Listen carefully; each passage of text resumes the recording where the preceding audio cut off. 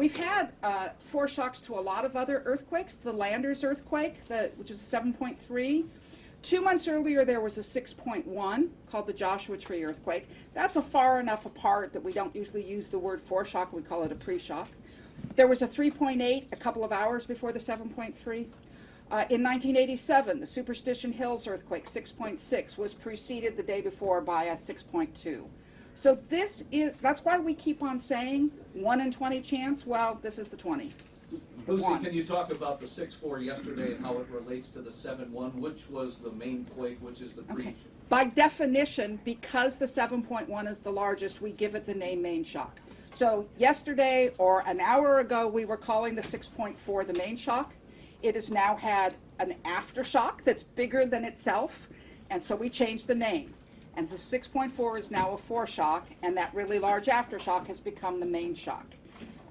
As far as we can tell, those names, foreshock, main shock, aftershock, are semantic. There are tools for trying to describe what's going on. But when you have a sequence going on, every earthquake makes another earthquake more likely. And that's what we're seeing right here. And you're already having aftershocks. Can you talk about how many, how big? Well, all right, so just look right down here on the lower part. Since the 7.1, we are only seeing basically the 4s and 5s showing up. We've had 1, 2, 3, about 10. It's 5.7. Okay, so we have an earthquake that's already begun up north, just slightly to the northwest of the main shock. Our early warning system is saying 5.7 with 26 seconds till it gets here. The one that was a 4.9, we felt. So this, assuming that the magnitude isn't really misestimated, my guess will be we'll feel this as it comes through. In about 12 10 seconds. And do we expect this magnitude of aftershocks throughout the rest of the evening? Well, yeah, the largest aftershock is likely to be a 6. Let's wait, here we go. We should be feeling it now. Huh? Very. There it is. There it is. There it is. Feel it? Felt something. Yeah. That was the phone ringing. That was less than I felt from the one that was labeled as Yeah. 4.9. So. Associated Press felt it. Okay. Yeah.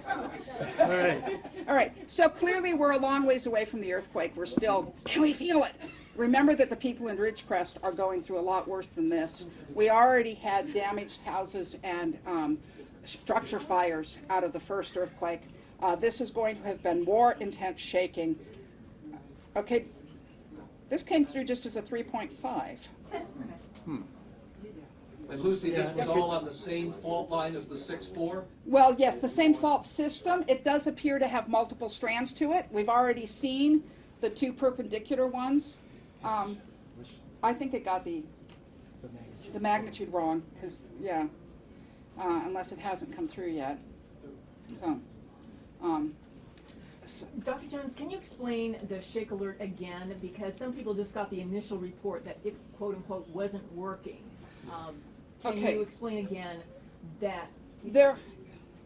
Let's let the USGS handle that one. Yeah. So the system worked. Oh, that was a 5.1. Yeah. Okay. Yeah. So the system, the shake alert system, worked both on the USGS side and on the shake alert LA side.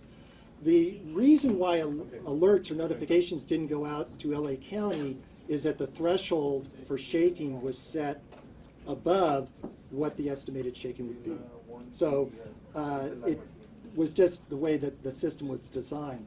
And in fact, the same thing happened again tonight. My understanding, the alerts did not go out on Shake Alert LA. A magnitude that was estimated with a early warning system was 6.2. So the initial magnitude estimate was too low. Consequently, the intensities were below that threshold. So the system is not perfect, but again, what was experienced here in Pasadena, LA area, these were not damaging ground motions. What's going on up in Ridgecrest, those are damaging ground motions. So those folks are really feeling it. And Robert, what's the chance of another large quake like this, or even larger tonight? Well, as Dr. Jones had said, there's a 5% chance that this could be followed by an even larger quake. This And- week or in? Well, The number of 5% is usually for a few days. The most Yeah. likely time is within a day, which is what, of course, we just saw, what, 30 hours or something, 36 hours. yeah, But and you in had said fact, earlier that you don't recall of any earthquake sequence where a 7.1 was followed by a greater earthquake. Oh, no, I just don't remember one that's had this, in California, that's had that series. There are places elsewhere in the world. There was a magnitude 8.5 that was a foreshock to a 9.5 in Chile. So there is nothing about the magnitude that says it can't be a foreshock. Right, but in California, along this, in the seismicity of this state, you've never seen anything follow a 7.1. boy. Yeah, but that doesn't mean. We that have, it's no, not no, happening. we have in Nevada. We have in Nevada the Yeah. Fairfield earthquakes. Yeah. Yeah. You've got The geologists. the takeaway here, though, is that as we have just seen between yesterday and today, quakes that we say are main shocks can actually be foreshocks to larger quakes. So, And we won't know till it does or doesn't happen. yeah, Right. yeah, there's a small Is this percentage. 7.1 the same depth for the most part as the 6.4? Yeah, well, it's 17 kilometers. Yeah, so it's, the epicenter is a little bit deeper. We do have geologists out in the field. We haven't got reports back, but they'll be able to go out and You said document. But 5 also to 10 remember- miles? You said 5 to 10 miles? So that's the 10 Okay, miles, 10 miles. right? It's 10 miles down, whereas the one yesterday was more like 6 or 7 miles down. However, a bigger earthquake also involves a larger fault, so it still may very well, probably this is coming to the surface. Yeah. Is there, What you're really worried about is, are we going to trigger something outside of this region? right, Probably not, okay? Why? Because we're too far away. The ability to trigger another earthquake is very spatially defined. So the most likely place to trigger it is at the same on the same fault. As you go away with distance, it becomes much less likely. how far is that from the San Andreas? Quite a ways. It's not even on that figure. It's over 100 miles to the San Andreas from this location. And the Garlock? The Garlock fault is a lot closer. Yeah. And the Garlock fault is another long fault. If we were going to be triggering something really big, the Garlock might be a source for it. This is sort of like when landers happened near the San Andreas. And we said, oh, if we're going to set off something bigger, there's only the San Andreas around. Of course, it didn't happen. But it was a possibility, a low probability possibility.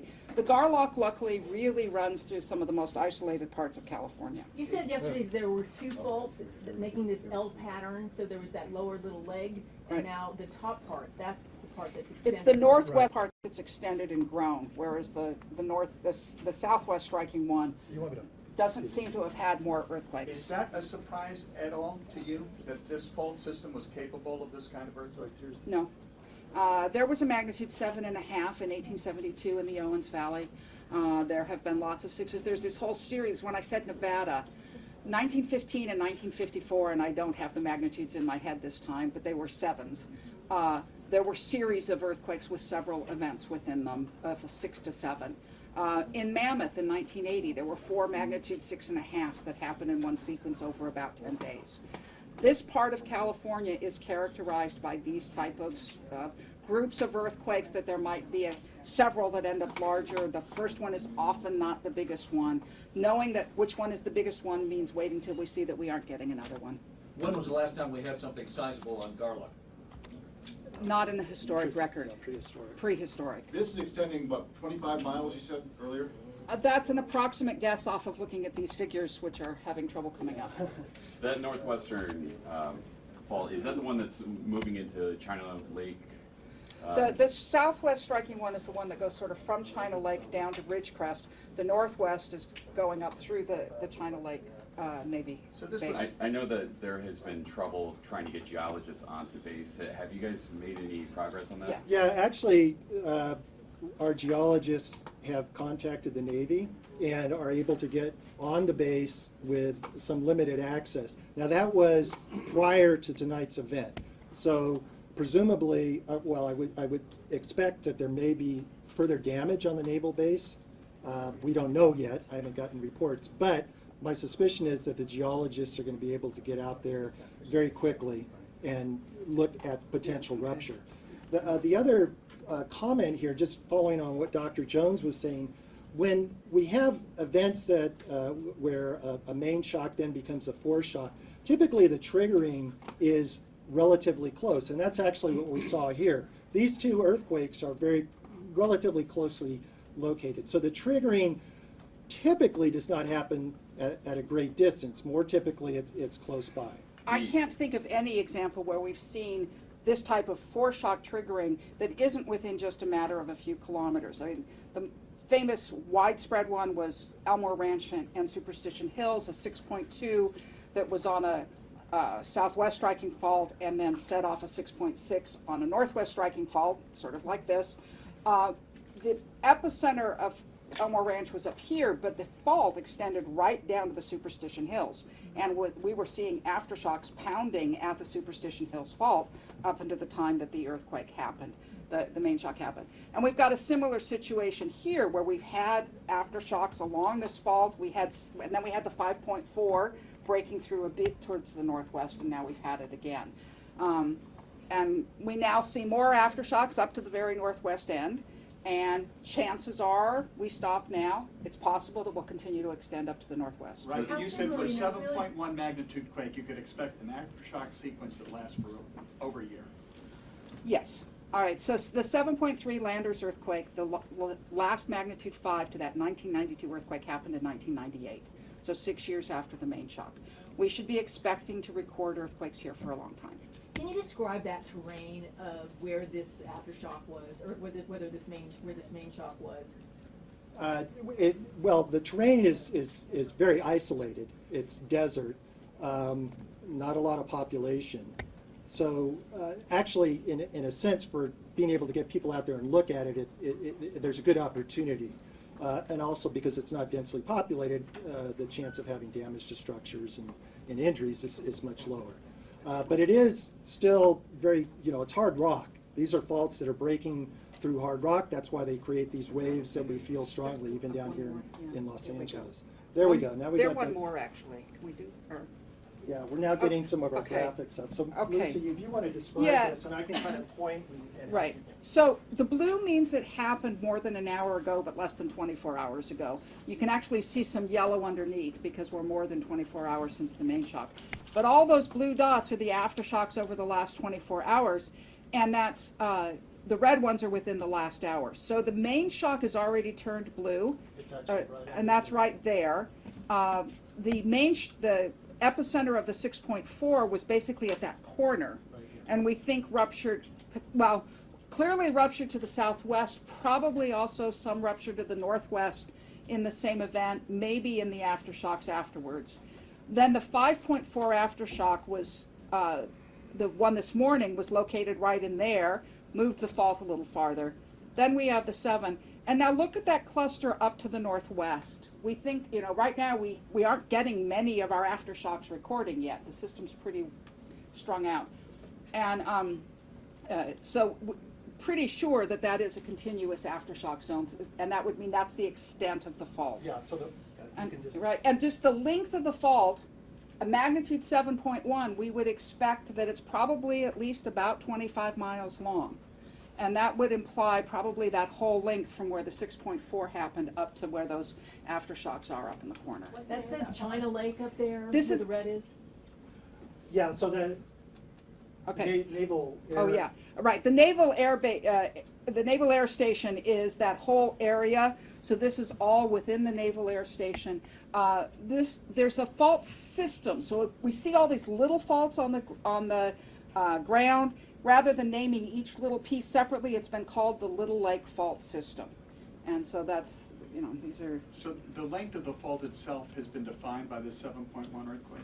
no, we don't know. You don't know it. It's Right, and if you look at the mapping that we can see there, and one of the things we can do if we got a bit of a break and found some stuff, we can pull out, We'll give you a break soon. we'll try to get out the state geology map and really see the detailed mapping that's been done in here beforehand. But notice that there's this little string of, you see where the cursor's showing you all those little faults going up to the northwest. And it was not mapped as a through-going fault, it was little pieces up through here, and now we have more little pieces farther up. So no, we can't say, oh, the fault's used up. It would, but most likely if we were to see more going on, I would think it more likely that we're heading to the northwest than turning around and coming to the south again. You've So got the surface rupture, how close would that be to the epicenter? I mean, are they tied together? They are the same. The epicenter is only the place where the fault started to move. It is not the location of the earthquake. The earthquake happens over the whole surface. And just like if I were going to try to tear this, I can't do this. What I would do is I'd start a tear here and then rip down this way. And this would be the epicenter. This would be the fault surface. The earthquake's happening over this whole fault. So we think that what's happening here is a fault about 25 miles long. We started at the end, the part that hadn't broken before the 7.1. Potentially it ruptured in both directions. About 80% of earthquakes are unilateral rupture in one direction, and about 20% rupture in both directions. So on the 178, there was a left lateral slip of about 6 inches. Could we expect that to grow? That's actually, the left lateral one is down on the southwest striking fault. So down here, and it's not at all clear that that part has moved in the 7.1. So do you know what kind of earthquake it was yet? And What do you how mean by find it? kind of earthquake? The It's a slip- strike was slip. it It's strike strike slip. It's strike slip. Thank you. Yeah, that's something that we can get from the seismic records, and it's very clearly strike slip. Yeah, and just to follow on with that, the event yesterday was left lateral strike slip, which actually released some compression on what we think is the fault that ruptured this evening in the 7.1. This event presumably is a right lateral strike slip, but basically motion horizontally. And again, with this magnitude and this length, the expectation of having surface rupture is much, much greater. And by being able to go out and actually measure it, in a 7.1, I'm trying to think back for landers, there was up to, 10 feet of displacement. 18 feet was the maximum 18 feet. displacement So- in When you say landers. 18 feet of displacement. Meaning what if the does that fault mean? ran between you and me, right now we're looking at each other, after the earthquake, I would be 18 feet farther down there. Yeah. There was a school of thought a while ago that the seismicity of the state was moving straight up, as opposed to San Andreas. And you had Landers, you had Hector Mine, now you have this. Does this add to that academic debate? Right, that debate was not on human timescales. That was saying we were moving over there in the next few million years. Yeah. But and actually, let me turn that around a little bit. I think these events are a reminder that we can have earthquakes anywhere in Southern California. And